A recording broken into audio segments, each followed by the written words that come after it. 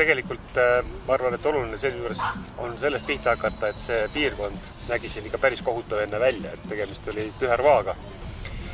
Ja siin on väga palju ka inimeste liikumist, nii et alustaks sellest, et lisaks koerteplatsidele said siia tehtud ka kõnniteed ja ma arvan, et inimesed, kes tulevad nüüd jalgpalli vaatama või seda piirkonda külastavad, siis on pilt hoopis teine.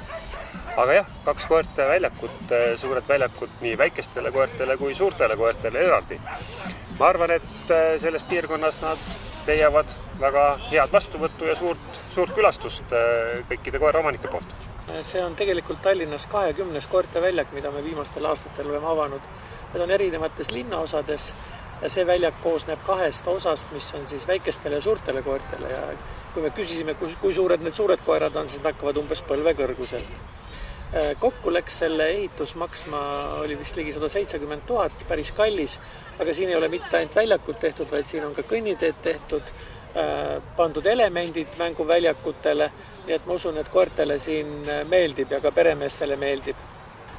On 2 väljakut, ühe suurus on umbes 1200 ruutmeetrit, see on suurtele koertele, teine väljak on üle 900 ruutmeetri, see on väiksematele koertele. Nagu ma ütlesin, umbes 170 000 läks selle koerteväljaku maksumus koos teedega maksma ja see on 20 mänguväljak Tallinnas koertele.